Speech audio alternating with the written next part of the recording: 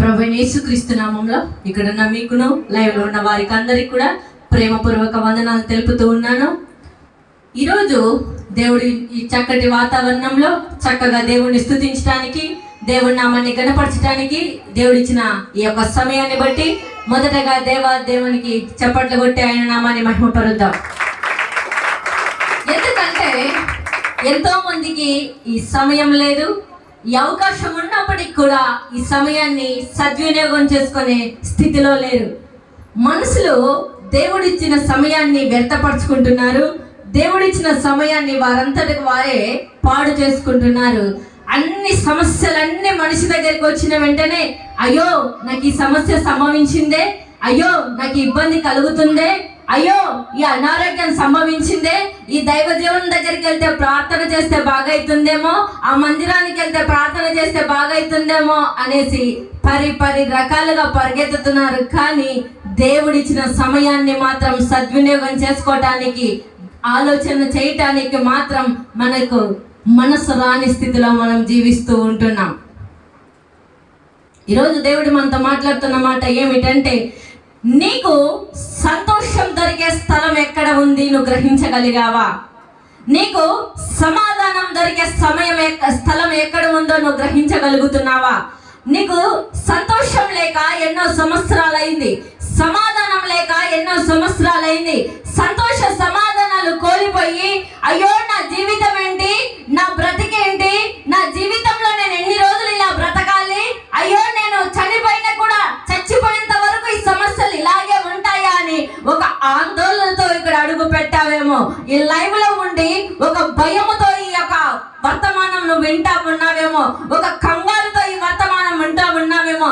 నీకున్న అప్పులను బట్టి, నీకున్న ఆర్థిక సమస్యలను బట్టి, నీకున్న అనారోగ్యాన్ని బట్టి, నీ కుటుంబ జీవితంలో ఎదురవుతున్న సమస్యలను బట్టి, నీ సేవా పరిచర్య జీవితంలో ఎదురవుతున్న అనుభవాలను బట్టి నిరీక్షణ కోల్పోయి అయ్యో నా జీవితం ఏంటి, సంతోషం లేదే అని ఒక చిన్న మనస్తాపంతో ఈ వర్తమానం వింటా ఉంటున్నావేమో. ఈ ఉదయకాల సమయంలో మనందరినీ కూడా ధైర్యపరిచే మాటలు ఏమిటంటే, సంతోషము సమాధానం అనేది ఒక చోట సంతలో దొరికేది కాదు. సంతోషము సమాధానము నెమ్మది అనేది ఒక దగ్గరికి వెళ్తే దొరికేది కాదు. కానీ ఈ లోకంలో సంతోషము సమాధానము కొన్ని చోట్ల దొరుకుతుంది. ఎక్కడంటే కుటుంబంతో కొద్దిసేపు మాత్రమే సంతోషంగా ఉండగలవు. కొన్నిసార్లు కొంతమంది బంధువుల దగ్గరికి వెళ్ళినప్పుడు ఉన్న ఒక్కరోజు మాత్రమే అక్కడ సంతోషంగా ఉండగలవు. లేకుంటే భర్త దగ్గర కొంచెం సంతోషం ఉండగలదు, భార్య దగ్గర కొద్దిసేపు సంతోషం ఉండగలదు, నువ్వు తాగే మందులో కొద్దిసేపు సంతోషం ఉండగలదు, కానీ నువ్వు కాచే సీక్రెట్ లో కొద్దిసేపు సంతోషం ఉండగలదు. కానీ కొద్దిసేపు తర్వాత ఆ సంతోషం అనేది తాత్కాలికం మాత్రమే, కానీ శాశ్వతంగా ఉండే సంతోషం కాదు. ఈ రోజు దేవుడు మనతో మాట్లాడుతున్న మాట ఏమిటంటే, నా దగ్గర శాశ్వత కాలం వరకు నేను సంతోషంతో నింపే, సమాధానంతో నింపే కృపతో నేను నిన్ను నింపబోతున్నాను అంటున్నాడు.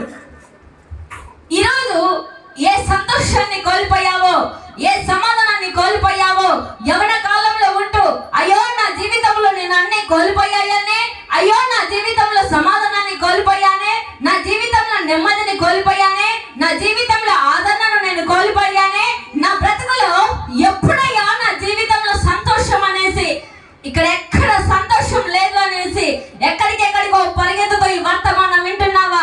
దేవుడు నీతోనే హెచ్చరిస్తున్నాడు. ఏమని అంటే, నేను ఇచ్చే సంతోషము నీకు శాశ్వత కాలం వరకు ఉంటుంది అని గట్టిగా చప్పట్లు కొట్టాయి నామాన్ని మహిమపరుద్దాం. ఎందుకంటే సంతోషం లేకుండా బ్రతుకుతూ ఉన్నావేమో, సమాధానం లేకుండా బ్రతుకుతూ ఉన్నావేమో. సంతోషం సమాధానం దొరికే స్థలం ఎక్కడంటే, మొదటిగా దేవుని బలిపీఠం యొక్క నీకు సంతోషం దొరుకుతుంది. రెండోదిగా దేవుని వాక్యాన్ని ధ్యానించడం ద్వారా, ధ్యానించిన నీవు దేవుని వాక్యానుసారంగా ఈ పాపపు జీవితం లేకుండా దేవుని వాక్యానుసారంగా మన బ్రతికినట్లయితే ఆ బ్రతుకులో సంతోషం ఉంటుంది. గట్టిగా చప్పట్లు కొట్టాయి నామాన్ని మహిమపరుద్దాం. సంతోషము సమాధానము ఎక్కడ దొరుకుతుందంటే, దేవుని సన్నిధానంలో దేవుడు మనకు తన సంతోషంతో నింపుతాడు. ఒకసారి లేఖనానుసారంగా చూసినట్లయితే కీర్తనల గ్రంథము 43వ అధ్యాయము 4వ వచనం ఒకసారి చూద్దాం. కీర్తనల గ్రంథము 43వ అధ్యాయము 4వ వచనం. అప్పుడు నేను దేవుని బలిపీఠమునద్దకు ఆనంద సంతోష గానములు కలుగజేయు దేవుని యొద్దకు నేను చేరుదును. గట్టిగా చప్పట్లు కొట్టి ఆయన నామాన్ని మహిమపరుద్దాం. అదే విధంగా రెండోది మనం చూసినట్లయితే కీర్తనల గ్రంథము 94వ అధ్యాయము 19వ వచనము. కీర్తనల గ్రంథము 94వ అధ్యాయము 19వ వచనము. నా చివరగా రెండో లైన్ చదవండి అమ్మా. నీ గొప్ప ఆదరణ నా ప్రాణమునకు నెమ్మది కలగచేయుచున్నది. ఏ సమస్య చేత బాధపడుతూ వచ్చావో, ఏ ఇబ్బంది చేత బాధపడుతూ వచ్చావో, ఏ కంగారుతో వచ్చావో, ఏ భారంతో వచ్చావో, ఎక్కడ అంటే బలిపీఠం యొద్ద ఏం దొరుకుతుందంటే గొప్ప ఆదరణ దొరుకుతుంది. ఒక మనుషుల దగ్గర దొరకని ఆదరణ, ఒక స్నేహితుల దగ్గర దొరకని ఆదరణ, ఒక కుటుంబంలో దొరకని ఆదరణ దేవుని సన్నిధానంలో దొరుకుతుందని దేవుడు హెచ్చరిస్తున్నాడు. కానీ మనం ఏం చేస్తున్నామంటే దేవుడు హెచ్చరిస్తున్నాడు, ఆదివారాన్ని నిర్లక్ష్యం చేయకండి, ఆదివారంలో నా బలిపీఠం దగ్గర వచ్చి మోకరించి ప్రార్థించండి, నేను మిమ్మల్ని గొప్ప ఆదరణతో నింపుతానని దేవుడు హెచ్చరిస్తున్నాడు. అయినప్పటికీ కూడా మనం ఏం చేస్తున్నామంటే దేవుని బలిపీఠం దగ్గర వచ్చి మోకరించి ప్రార్థించడానికి మనకు మనసు కలగదు. దేవుని బలిపీఠం దగ్గర వచ్చి ఆయన దగ్గర కన్నీరు విచ్చడానికి మనకు మనసు కలగదు. దేవుని బలిపీఠం దగ్గర వచ్చి మన సమస్యలు చెప్పడానికి మనసు కలగదు. కానీ మన సమస్యల నుండి విడిపిస్తానన్న ఆయన దగ్గరికి వచ్చి మనం మోకరిల్లము. కానీ మన చుట్టుపక్కల ఉన్న వారి దగ్గరికి వెళ్ళి, అక్క నాకు ఈ సమస్య వచ్చింది తీర్చగలవా, అన్న నాకు ఈ సమస్య వచ్చింది తీర్చగలవా, అమ్మ నాకు ఈ సమస్య వచ్చింది తీర్చగలవా అని వారి దగ్గరకు వెళ్తా ఉన్నాం. వారి దగ్గర గంటల తరబడి నిలబడుతున్నాం. వారి దగ్గర గంటల తరబడి నిలబడినప్పటికీ మనకు సంతోషము దొరకడం లేదు, ఆ సమాధానము దొరకడం లేదు, నెమ్మది దొరకడం లేదు, ఆదరణ దొరకడం లేదు. మనం ఉన్న సమస్య కంటే ఇంకా అధికమైన సమస్యలు కొని తెచ్చుకుంటున్నాము. కానీ దేవుని బలిపీఠం దగ్గర గొప్ప ఆదరణ దొరుకుతుంది అని చెప్పిన ఆ దేవాది దేవుణ్ణి మనం మర్చిపోతున్నాం. దేవాది దేవుడు చెప్పిన మాటలన్నీ ఈ చెవిన వింటున్నాం, ఈ చెవిన వదిలిపెడుతున్నాం. కానీ మన పితరులు దేవుని అడుగు జాడలలో నడిచారు, దేవుని దగ్గర గొప్ప ఆదరణ పొందుకున్నారు, దేవుని దగ్గర గొప్ప మేలు చూచారు, అనుభవించిన వారు మళ్ళా మనకు చెప్తున్నారు. దేవుని సన్నిధానంలో, దేవుని బలిపీఠం దగ్గర నీకున్న శ్రమలను బట్టి ఏడుస్తున్నావా, నీకున్న శోధనల గుండా వెళ్తున్నావా, నీకున్న సమస్యల గుండా నువ్వు వెళ్తున్నావా, నీకున్న భయంకరమైన పరిస్థితుల గుండా నువ్వు వెళ్తున్నావా, నువ్వు ఎక్కడికెక్కడికో తిరగవలసిన ఏది అవసరం లేదు. కానీ దేవుని అడుగు జాడల్లో నువ్వు నడిచినప్పుడు, దేవుని బలిపీఠం దగ్గర నువ్వు కన్నీరు కాల్చినప్పుడు నీకు గొప్ప ఆదరణ దొరుకుతుందని మన పితరులైన దావీదు మనతో హెచ్చరిస్తున్నాడు. ఒకసారి మనల్ని మనం ఆలోచన చేసుకుందాం. ఈరోజు దేవుని బలిపీఠం దగ్గర నువ్వు నీ సమస్య చెప్తున్నావా, లేకుంటే మనుషులతో నీ సమస్య చెప్తున్నావా? ఒకసారి మనం మనల్ని ఆలోచన చేసుకున్నప్పుడు ఆ సమస్య అనేది మనకే అర్థమైపోతుంది. అయ్యో 2024 సంవత్సరం వరకు నా జీవితంలో నేను మనుషుల దగ్గరనే పోరాటం చేశానయ్యా. 2025 సంవత్సరంలో ఈ మార్చి మాసంలో ఇది నా కోసమే నువ్వు మాట్లాడుతున్నావయ్యా. ఈ రోజు నుంచి నేను మనుషుల దగ్గర నా సమస్యలు చెప్పుకునే వాడిగా నేను ఉండనయ్యా. నేను మనుషుల దగ్గర నా సమస్యలు చెప్పుకునే దానిగా నేను ఉండనయ్యా. నీ బలిపీఠం దగ్గర నేను మోకరించి ఆత్మ నాకు కలిగించయ్యా అని ప్రార్థన చేసే అభిషేకం మనందరిపైన దిగును గాక. దేవుని సన్నిధానంలో మనము ప్రార్థించడం మనం మర్చిపోతున్నాం. దేవుని బలిపీఠం దగ్గర కన్నీరు కాచడం మర్చిపోతున్నాం. కనుకనే మన జీవితంలో సమస్యలు అనేవి ఎక్కడికక్కడ ఆరాధనలో దేవుడు మాట్లాడినట్టుగా కొందరికి కార్యాలు లేటుగా జరుగుతున్నాయి, కొందరికి కార్యాలు వెంటనే జరుగుతున్నాయి. అంటే ఆ లిస్ట్ లో మనము కూడా ఉన్నాము. కాబట్టి ఎవరి జీవితంలో దేవుడు ఎప్పుడు కార్యాలు చేస్తాడో తెలియదు. ఎవరు ఎక్కడ దేవుని సన్నిధిలో దేవుని సన్నిధానానికి వచ్చి ఆ బలిపీఠం దగ్గర ఎవరు ఏ రకంగా కన్నీరు కారుస్తున్నారో తెలియదు. పైకి మాత్రమే నవ్వుతూ లోపలికి వచ్చి ఉండొచ్చు, కానీ మీ హృదయ అంతరంగంలో ఉన్న బాధను వేదనను చూసేవాడు ఆయన. పైకి మాత్రమే మనుషులైతే పై రూపాన్ని మాత్రమే చూడగలరు, కానీ నువ్వు ఆరాధిస్తున్న దేవుడు నీ ముఖం మాత్రమే చూసేవాడు కాదు. నువ్వు ఆరాధిస్తున్న, నువ్వు నమ్మిన దేవుడు నీ కన్నులు మాత్రమే చూసేవాడు కాదు. నువ్వు ఆరాధిస్తున్న దేవుడు నీ హృదయ అంతరంగంలో ఉన్న వేదన చూసేవాడు. ఆ వేదన చూసిన దేవుడే నీ సమస్యకు పరిష్కారాన్ని ఇచ్చేవాడు. పరిష్కారాన్ని ఇవ్వడమే కాదు, కానీ నువ్వు నడవవలసిన మార్గాన్ని నీకు బోధించేవాడే. నజరేయుడైన యేసయ్య. గట్టిగా చప్పట్లు కొట్టాయి, నామాన్ని మహిమపరుద్దాం. మనుషులమైతే పై స్వరూపాన్ని మాత్రమే చూడగలం. నీ హృదయంలో ఉన్న బాధ మేము చూడలేము, నీ హృదయంలో ఉన్న వేదన మేము చూడలేము, నీ హృదయంలో ఉన్న దుఃఖము మేము చూడలేము. ఏ మనుషులైనా కూడా చూడలేరు, కానీ మాలో ఏ బాధ ఉందో దేవునికి తెలుసు, మీలో ఏ బాధ ఉందో దేవునికి తెలుసు. నువ్వు బలిపీఠం దగ్గరకు వచ్చి, అయ్యా నా పరిస్థితి నువ్వు చూస్తున్న దేవుడవయ్యా, నా పరిస్థితిని నువ్వు తప్ప మార్చే దేవుడు ఎవరు లేరయ్యా, నా పరిస్థితిని నువ్వు తప్ప చేసే దేవుడు ఎవరు లేరయ్యా అని ఆయన సన్నిధానంలో నువ్వు మోకరించినప్పుడు ఆయన ఆదరణ నిన్ను ఆవరిస్తుంది. ఆయన ఆదరణ, నెమ్మది నిన్ను ఆవరిస్తుంది. ఆయన కృప నిన్ను ఆవరిస్తుంది.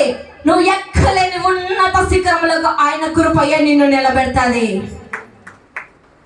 ఆ కృపగల దేవుడు ఈ ఉదయకాల సమయంలో మాట్లాడుతున్నాడు. ఏమని అంటే, ఇన్ని రోజుల కృపను కాళ్ళు తన్నుకున్నావేమో, ఇన్ని రోజులు నా బలిపీఠం దగ్గర వచ్చి నువ్వు కాల్చకుండా, కన్నీరు కాల్చకుండా నీ మనుషుల దగ్గర కాల్చావేమో, ఎక్కడికెక్కడికో కాల్చావేమో, సంతోషం లేదని చెప్పి ఎక్కడికెక్కడికో తిరిగావేమో, అంత తిరిగి తిరిగి తిరిగి సమస్యలు ఇంకా ఎక్కువ తెచ్చుకున్నావేమో, కానీ ఆ సమస్య నుంచి నేనే నిన్ను విడిపిస్తాను అంటున్నాడు. మత్తయి సువార్త 11:28 ఉంది కదా, ప్రయాసపడి భారం వస్తున్న సమస్త జనులారా నా యొద్దకు రండి, నేను మీకు విశ్రాంతిని కలుగజేస్తా.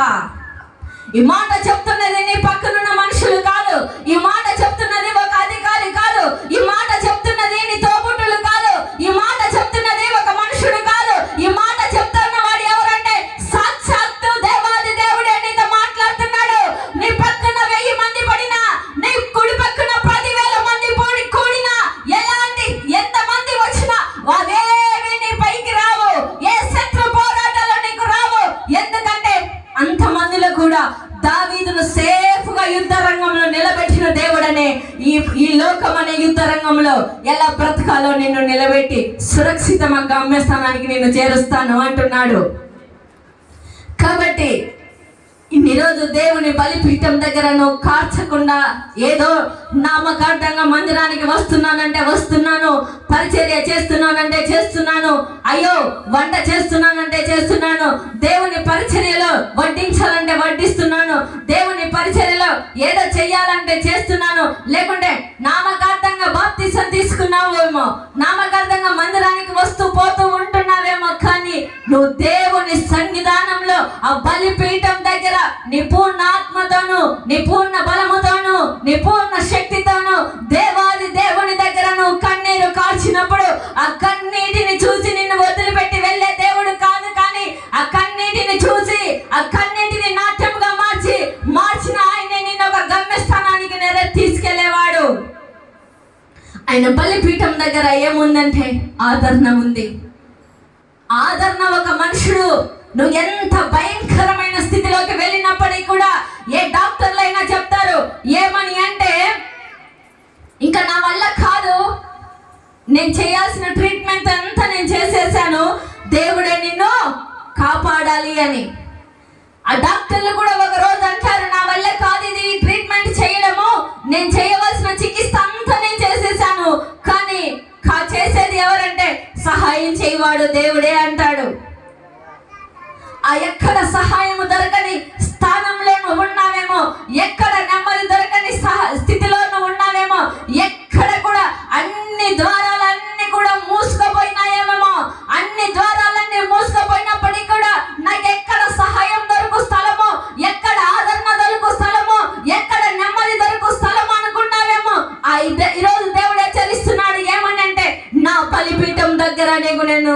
ఆనందాన్ని ఇస్తా, నా బలిపీఠం దగ్గర నేను నీకు నెమ్మదినిస్తా, గొప్ప ఆదరణతో నిన్ను నింపుతా అంటున్నాడు. అదే దావీదు భక్తుడు అంటాడు, కీర్తనల గ్రంథము 4వ అధ్యాయము 7వ వచనం ఒకసారి చూద్దాం. కీర్తనల గ్రంథము 4వ అధ్యాయము 7వ వచనము. వారి ధాన్య ద్రాక్షారసములు విస్తరించిన నాటి సంతోషము కంటే అధికమైన సంతోషము నీవు నా హృదయంలో పుట్టించివితివి. దావీదు భక్తుడు అంటున్నాడు ఏమని అంటే, అయ్యా ధాన్య ద్రాక్ష రసములు ఈ లోక వనరులన్నిటి కంటే కూడా నా హృదయంలో అధికమైన సంతోషము నువ్వే నాకు పుట్టించితివి. ఆ మహారాజు చెప్పడంలే, అయ్యా ఈ సంతోషాన్ని ఇచ్చింది నేనున్న రాజ పదవిని బట్టి నాకు వచ్చిందయ్యా, నేనున్న పేరు ప్రఖ్యాతులను బట్టి సంతోషం వచ్చిందయ్యా, నేనున్న యొక్క ఘనతను బట్టి సంతోషం వచ్చిందయ్యా అని చెప్పడం లేదు. కానీ ఈ సంతోషాన్ని ఇచ్చిన దేవుడవు నువ్వేనయ్యా, ఈ నెమ్మదిని ఇచ్చిన దేవుడవు నువ్వేనయ్యా, ఈ యొక్క ఆదరణ ఇచ్చిన దేవుడవు నువ్వేనయ్యా, నా స్థితిని తోక స్థితి నుంచి తల స్థితికి తీసుకొచ్చిన దేవుడవు నువ్వేనయ్యా, గొర్రెలు కాచుకునే స్థితిలో నుంచి రాజరికానికి నిలబెట్టింది నువ్వేనయ్యా అని దేవుడి నామాన్ని గణపరుస్తున్నాడు. ఎందుకు అంటే ఆయన బలిపీఠం దగ్గర ఆయన కాచుకొని ఉన్నాడు. ఆ కాచుకున్న ఆయనను దేవుడు గొప్ప ఆదరణతో నింపాడు. ఆదరణతో నింపడమే కాదు కానీ సంతోష సమాధానాలను ఆ కుమారునికి అనుగ్రహించాడు. నీకున్న పేరును బట్టి, నీకున్న ఘనతను బట్టి, నీకొస్తున్న మంచి పేరు ప్రఖ్యాతులను బట్టి గర్విస్తున్నావా? గర్వహృదయుడైతున్నావా? ఒకవేళ పాట పాడే తలాంతు నాకు మంచిగా దేవుడు ఇచ్చాడు, మంచిగా వాక్యం చెప్పే తలాంతు దేవుడు నాకు ఇచ్చాడు, లేకుంటే మంచిగా ఇన్స్ట్రుమెంట్ వాయించే తలాంతు నాకు ఇచ్చాడు, మంచి ఉద్యోగం నాకు ఇచ్చాడు అని నిన్ను అయ్యా ఇవన్నీ నా జ్ఞానాన్ని బట్టే నేను అని నువ్వు గర్వపడుతున్నట్లయితే ప్రియ సహోదరి సహోదరుడా, దేవుడే హెచ్చరిస్తున్నాడు.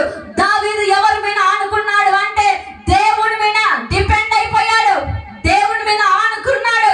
దేవుడే నన్ను స్థితిలో తీసుకొచ్చాడని దేవుడిని గణపరిచాడు. కాబట్టి దేవుడిని ఆయన గణపరిచాడు, దేవుడు ఆయనను హెచ్చించడం మొదలు పెట్టాడు. గట్టిగా చప్పట్లు కొట్టి ఆయన నామాన్ని మహిమపరుద్దాం.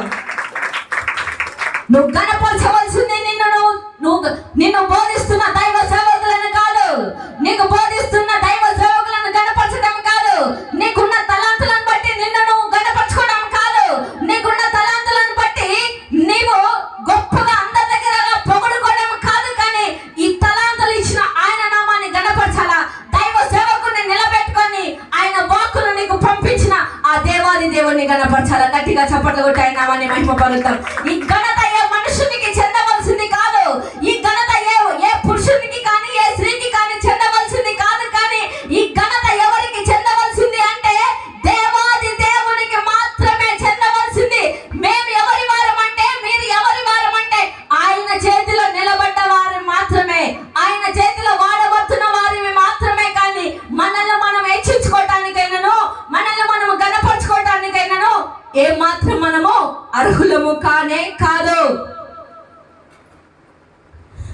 ఈరోజు దావీదు ఏమనుకున్నాడంటే, అయ్యా ధాన్య ద్రాక్షారసము వారికి ఉన్న వనరులను బట్టి వారు గర్వపడుతున్నారు. కొందరు అంటూ ఉంటారు, నాకు చూడు ఎంత మంచి బంగ్లా ఉందో, ఎంత మంచి ఉద్యోగం ఉందో, ఎంత మంచి కారు ఉందో, ఎంత మంచిగా నేను ఆశీర్వదింపబడ్డాను అంటే దేవుని గణపరిస్తే చాలు. కానీ ఇది దేవుడిచ్చిన కృప, దేవుడిచ్చిన ఆశీర్వాదం అంటే బాగుంటుంది. కానీ నేను కష్టపడి ఉద్యోగాన్ని తెచ్చుకున్నానండి, నేను కష్టపడి ఇంత పెద్దగా స్థితిలోకి నేను వచ్చానండి, నేను కష్టపడి ఈ స్థితిలో ఉన్నానని వారి మాట తీరుని బట్టి మాట్లాడుతూ ఉంటారు. వారిని చూస్తే కొన్నిసార్లు కొన్ని అనుభవాలు నాకు అలాంటివి ఎదురైనాయి. కానీ వారిని ఏమన్నాను కానీ ఊరికే చూస్తూ ఉంటా. సమయం వచ్చినప్పుడు బ్రదర్ సిస్టర్, ఇది మీ వల్ల వచ్చినది కాదు, కానీ ఇది దేవుడు నీకు ఇచ్చిన కృప కాదా అంటే నిజమేమ్మా అంటారు. తొందరపడి ఏది కూడా దబక్కిన మాట్లాడను, తొందరపడి ఏది కూడా చూస్తా ఉంటా. కానీ కానీ సమయం వచ్చినప్పుడు వారి దగ్గర మాట్లాడటానికి దేవుడు నాకు జ్ఞానం ఇయ్యాయా అని అడిగినప్పుడు, దేవుడు సమయాన్ని ఇచ్చినప్పుడు వారి దగ్గర మాట్లాడుతూ ఉంటాం. ఏది కూడా మన వల్ల రాలేదు, ఏది కూడా మనం పుట్టుకతోనే ఈ లోకంలో ఏది నేర్చుకొని బయటికి రాలేదు. కానీ ఇచ్చిన ఆయన నామాన్ని మనం గణపరచాలి. కానీ మనంతట మనము గణపరచుకోకూడదు, మనంతట మనము గర్వపడకూడదు. మనంతట మనము అలా చేయటం ద్వారా దేవుడు ఏం చేస్తాడంటే, వీడు విర్రవీగుతున్నాడు, ఆమె గర్వాన్ని బట్టి, ఆమెకున్న అందచందాలను బట్టి, ఆమెకున్న జ్ఞానాన్ని బట్టి, ఆమెకున్న తలాంతులను బట్టి గర్వపడుతుంది అని దేవుడు కూడా చూస్తూ ఉంటాడు. కానీ ఆయన చూస్తే జోక్యం చేసుకోకపోతే నీ స్థితి దిగజారిపోతుంది.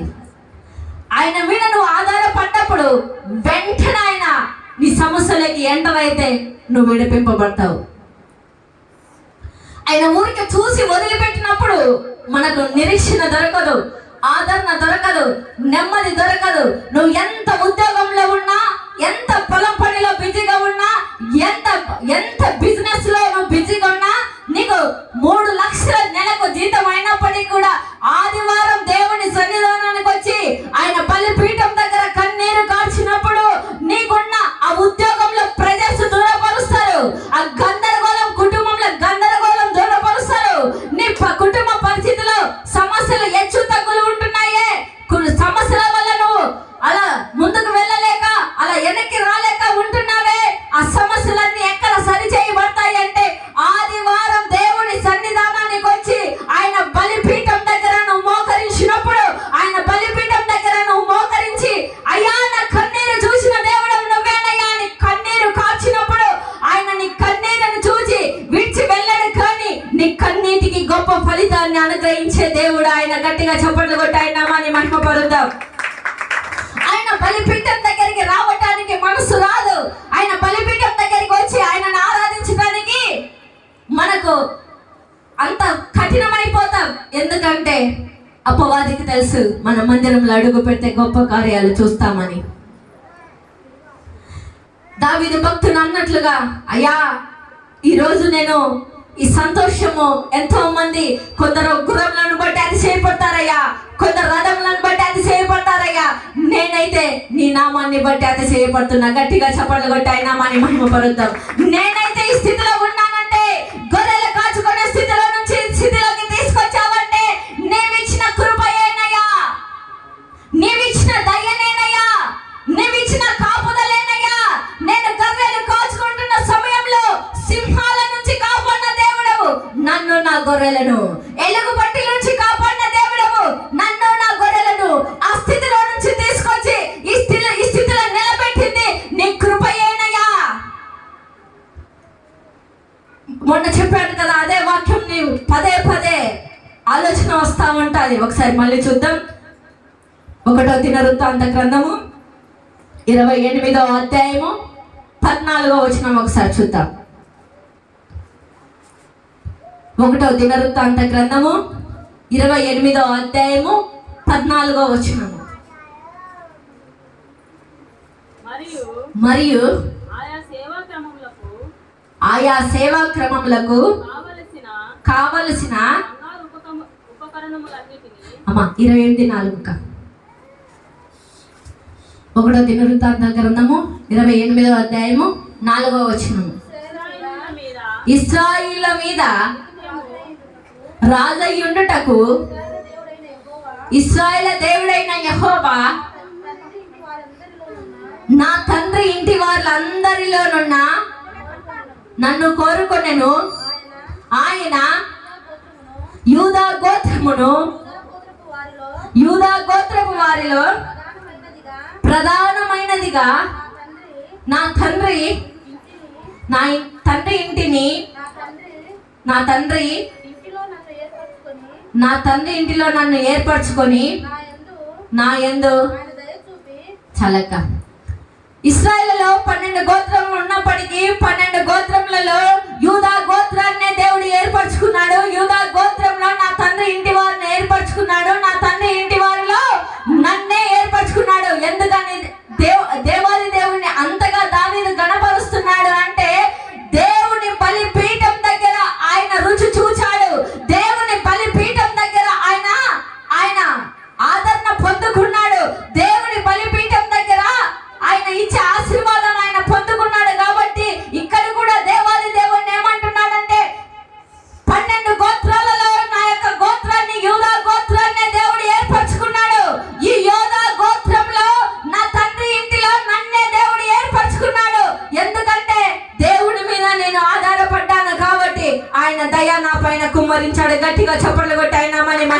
స్తోత్రం. నువ్వు కుటుంబం, నీ వంశంలో ఎంతో మంది ఉండొచ్చు, నీ ముత్తాతలు ఉండొచ్చు, వారు కూడా ఈ లోకాన్ని విడిచిపెట్టి వెళ్ళిపోయి ఉండొచ్చు. కానీ దేవుడు నీ పట్ల ఒక దేవుడి కృప నీ పట్ల ఉంది కాబట్టే ఈ రోజు మందిరంలో కూర్చుంటకు ఒక అవకాశం ఇచ్చాడు. దేవుడి కృప నీ పట్ల ఉంది కాబట్టే దేవుడి సంఘంలో నువ్వు పరిచర్య చేయటకు కృపనిచ్చాడు. దేవుడి కృప నీ పట్ల ఉంది కాబట్టే దేవుడు నీ యొక్క పరిస్థితులను మార్చుకో, నిన్ను రాజులకు నేను సిద్ధపరుస్తాను అంటున్నాడు. ఎంతో మంది ఎన్నో గోత్రాలు, 12 గోత్రాలు ఉండొచ్చు. 12 గోత్రాల్లో కూడా యూదా గోత్రాన్ని దేవుడు ఎందుకు ఏర్పరచుకున్నాడు? ఆ యూదా గోత్రంలో ఇంకా అనేక కుటుంబాలు ఉండొచ్చు. అనేక కుటుంబాలలో కూడా దావీదు కుటుంబాన్ని ఎందుకు ఏర్పరచుకున్నాడు? దావీదు తండ్రి కుటుంబాన్ని ఎందుకు ఏర్పరచుకున్నాడు? దావీదు తండ్రి కుటుంబంలో మళ్ళా దావీదుని ఎందుకు ఏర్పరచుకున్నాడు అంటే, దావీదు ఏమి రకంగా ఎన్ని సమస్యలు వచ్చినప్పటికీ కూడా రోజుకు 7 మార్లు ప్రార్థన చేసేవాడు, 7 మార్లు దేవుని సన్నిధానంలో మోకరించేవాడు, 7 మార్లు దేవుని సన్నిధానంలో మోకరించి, అయ్యా ఈ రోజు నేను ఎలా ఉండాలో నాకు నేర్పించయ్యా, అయ్యా నేను ఎలా బ్రతకాలో నేర్పించయ్యా, ఈ రోజు ఎలా నేను ఉండాలో నేర్పించయ్యా, నేను ఈ రోజు ఏ పని చేయాలో నేర్పించయ్యా అని దేవుని బలిపీఠం దగ్గర కన్నీరు కాచడం దేవుడు చూశాడు. ఆయనను గొర్రెలు కాచుకునే స్థితిలో నుంచి రాజరికానికి లిఫ్ట్ అవుట్ చేశాడు. నీ వంశంలో ఎంతో మంది నీకంటే ముందుగానే దేవుని తెలుసుకుని వారు ఉండొచ్చు, కానీ వారు ఇంకా ఆశీర్వదింపబడలేదేమో. కానీ ఈ ఆశీర్వాదం నువ్వు చూస్తున్నావు అంటే దేవుడు నీ పట్ల ఒక కృప కలిగిన దేవుడు అయి ఉన్నాడు. గట్టిగా చప్పట్లు కొట్టాయినామని మహిమ పరుద్దాం. నువ్వు ఒకసారి దావీదుని ఎందుకు జ్ఞాపకం చేసుకున్నాడు నువ్వు ఆలోచించినట్లయితే, అయ్యా దావీదును జ్ఞాపకం చేసుకున్న దేవుడవు నన్ను జ్ఞాపకం చేసుకోయా, నా పిల్లలను జ్ఞాపకం చేసుకోయా, నా తల్లిదండ్రులను జ్ఞాపకం చేసుకోయా, నా భార్యను జ్ఞాపకం చేసుకోయా, నా భర్తను జ్ఞాపకం చేసుకోయా అని నువ్వు మొరపెట్టే స్థితిలోకి నువ్వు వస్తావు. ఈ వాక్యం నీకు అర్థం కాలేదా? అర్థం కానప్పుడు దేవుని సన్నిధిలో మోకరించి, అయ్యా వాక్యాన్ని ధ్యానించే కృప నాకు దయచేయండి అయ్యా, వాక్యంలో ఉన్న మాధుర్యాన్ని నేను అనుభవించే కృప నాకు దయచేయండి అయ్యా, వాక్యంలో ఉన్న సారాంశాన్ని నా అంతటా నేను అర్థం చేసుకోలేను, కానీ అర్థం చేసుకోగలిగిన నీ వైపు నేను చూస్తున్నానయ్యా, ఆ జ్ఞానాన్ని నాకు ఇస్తావని అని దేవుని దగ్గర నువ్వు మోకరించగలిగినట్లయితే నీ కుటుంబంలో ఎంతో మంది నీ అన్నదమ్ములు ఉండొచ్చు, ఎంతో మంది నీకు అక్క చెల్లెలు ఉండొచ్చు, ఎంతో మంది ఉన్నప్పటికీ కూడా నీ రక్త సంబంధికులలో నిన్ను దేవుడు ఏర్పరచుకుంటాడు. నీ కుటుంబంలో అక్క చెల్లెల్లో దేవుడు నిన్ను ఏర్పరచుకుంటాడు. ఎందుకంటే నువ్వు ఆయనను ఆరాధించటం నీ మనస్సును ఆయన చూస్తాడు. నువ్వు ఊరికి పై పెదవులతో దావీదు స్తుతించలే, ఏదో నేను గిటారు వాగించాలి కదా అని దేవుడు గిటారు వాగించలే, ఏదో నామకార్థంగా రోజుకి 7 మార్లు ప్రార్థన చెయ్యాలి కదా అని ప్రార్థన చెయ్యలే. దేవుని ఎలా గణపరిచాడంటే, అయ్యా నువ్వు ఆదరణ ఇస్తావు అంతే, ఇస్తాడో లేదో అని అనలే. అయ్యా నువ్వు ఆదరణ దొరికే స్థలం ఎక్కడంటే నీ బలిపీఠం దగ్గర అని నాకు తెలుసయ్యా. ధాన్యము ద్రాక్షరసము ఎన్నో వనరులు ఉన్నప్పటికీ కూడా ఇవన్నీ కూడా నాకు సంతోషం ఇవ్వలేవయ్యా. సంతోషం కలిగే స్థలం ఎక్కడంటే నీ బలిపీఠం దగ్గరేనయ్యా. నేను నమ్మానని విశ్వసించాడు. విశ్వసించిన ఆయనను దేవుడు చూశాడు. చూసిన ఆయనను ఆయన జీవితంలో కార్యాన్ని చేయ ఆరంభించాడు. ఆరంభించిన ఆయనను దేవుడు రాజరికానికి తీసుకెళ్లి నిలబెట్టాడు. నిన్ను కూడా దేవుడు ఏ స్థితిలో నిలబెట్టాడో తెలియదు, కానీ చేసే ప్రతి పనిలో దేవుడు నిన్ను చూస్తూ ఉంటాడు. చూసిన ఆయన ప్రతిరోజు నిన్ను అబ్జర్వేషన్ లో పెడతాడు. పెట్టిన ఆయన నీకు ఒక రోజు విడుదల కలుగజేస్తాడు. అయ్యో నాకంటే వెనుకలో వచ్చిన వాళ్ళకు పిల్లలు కలుగుతున్నారే, అయ్యో నాకంటే వెనుకన వచ్చిన వాళ్ళు అనేక అద్భుతాలు పొందుకొని పోతున్నారే, అయ్యో నా పరిస్థితి ఏంటి అని ఏడుస్తూ మూలుగుతూ కన్నీరు కారుస్తూ ఈ వర్తమానం వింటా ఉన్నావేమో. హన్నమ్మ కూడా అదే జరిగింది. అయ్యా దైవ సేవకుడు కూడా అంటున్నాడు, ఏమమ్మా పొద్దున్నే ఈ రకంగా ప్రార్థన చేస్తున్నావని. కానీ దైవ సేవకుడు అన్నప్పటికీ కూడా ఆమె ఏం బాధపడలేదు. కానీ నా దేవుడు నా గర్భాన్ని తెరుస్తాడు. గర్భాన్ని తెరిచిన దేవుడే నా గర్భంలో నుంచి ఒక శిశువుని ఇస్తాడు. శిశువుని ఇచ్చిన దేవుడే నాకు జ్ఞానాన్ని ఇస్తాడు. జ్ఞానాన్ని ఇచ్చినాడు. ఇచ్చిన ఆమెను ఆ కుమారుణ్ణి ఎలా పెంచాలో ఆ తల్లికి జ్ఞానాన్ని ఇచ్చాడు. ఆయన కీర్తిని దాను మొదలుకొని బెర్షెబా వరకు ప్రకటించడానికి హన్న గర్భంలో పుట్టిన కుమారుణ్ణి దేవుడు వాడుకున్నాడు. గట్టిగా చప్పట్లు కొట్టి ఆయన నామాన్ని మహిమపడతాం. ఒకవేళ ఆశపడుతూ ఉన్నావేమో, నాకు చక్కని గర్భం ఇచ్చావేసయ్యా అని నువ్వు ఆశపడుతూ ఉన్నావేమో, ఆశ కలిగిన ప్రాణాన్ని ఆయన తృప్తిపరిచే దేవుడు. ఒకవేళ గర్భఫలం లేక బాధపడుతున్నావేమో, అయ్యా నాకు ఎప్పుడయ్యా గర్భాన్ని తెరిచేదని నువ్వు బాధపడుతున్నావేమో, గర్భఫలము తెరచడం ఆయనకు అసాధ్యము కాదు. కానీ నువ్వు అనుకున్న తక్షణమే నీ ఒళ్ళో కౌగిట్లో ఒక కుమారుని ఇవ్వగలిగిన శక్తిమంతుడే నేను ప్రకటిస్తున్నా. మీరు కూర్చొని వింటున్నా నజరేయుడైన యేసయ్య. నువ్వు ఒక అన్నమ్మ తీర్మానం చేసుకుంది ఏమని అంటే, అయ్యా నువ్వు గర్భఫలం ఇస్తే చాలయ్యా, నా నింద కొట్టివేయబడతాదయ్యా, నువ్వు గర్భఫలం ఇస్తే చాలయ్యా, నా నింద తొలగిపోతాదయ్యా అని అనకలేదు. కానీ ఆయన బలిపీఠం దగ్గరికి వచ్చి కన్నీరు కార్చింది. అయ్యా నాకు గర్భఫలం ఇచ్చావని నాకు తెలుసయ్యా, ఇచ్చిన నీవు ఈ కుమారుని ఎలా పెంచాలో నాకు నేర్పించయ్యా అని అడిగింది. ఆమె కన్నీరు ఆయన బలిపీఠం దగ్గర దేవుడు చూచాడు. చూచిన ఆమె చేతిలో చక్కని కుమారుని సమయాన్ని ఇచ్చాడు. ఆ సమయంలో నిలబెట్టుకొని దేవుడు తన కీర్తిని దాను మొదలుకొని బెర్షెబా వరకు ప్రకటించడానికి ఆ కుమారుని వాడుకున్నాడు. నువ్వు కూడా నేనెప్పుడయ్యా సాక్ష్యం చెప్పేది? అందరి జీవితాల్లో కార్యాలు జరుగుతున్నాయే, అందరి దుఃఖ దినాలు సమాధి అయిపోతున్నాయే, అందరూ బాగా సంతోషంగా వస్తున్నారే అని నువ్వు ఏడుస్తూ కన్నీరు కారుస్తూ ఉన్నావా? అయ్యా నేను ఎలా అయ్యా నువ్వు బ్రతికగలిగేది? బైబిల్ పట్టుకొని వారం వారం మందిరానికి వెళ్తున్నావే, బైబిల్ పట్టుకొని వారం వారం మందిరానికి వెళ్తున్నప్పటికీ నీ కుటుంబంలో ఎక్కడ వేసిన గొంగళ అక్కల అలాగే ఉండిపోయిందే. నీ కొడుకుకు సంబంధాలు రావడం లేదే, నీ కూతురు జీవితంలో కార్యాలు జరగడం లేదే, నీ జీవితంలో గర్భఫలం రాలేదే, నీ కోడలు జీవితంలో కార్యం జరగడం లేదే, నీ కొడుకు ఇంకా తాగుడు మానుకోవడం లేదే, ఇంకా నీ యొక్క హాస్పిటల్ రిపోర్ట్లు ఇంకా తారుమారు కాలేదే అని వెనక వస్తున్న ముందు వస్తున్న అవమానాలను చూసి భయపడుతూ కృంగిపోతూ కృషించిపోతూ దేవుని ఆత్మీయతను నిర్లక్ష్యం చేస్తున్నావా? ఈరోజు అది వదిలిపెట్టు. హన్నమ్మ బలిపీఠం దగ్గర కన్నీరు కార్చింది, దేవుని కార్యాన్ని చూడగలిగింది. అది ఏదైనా సరే కానీ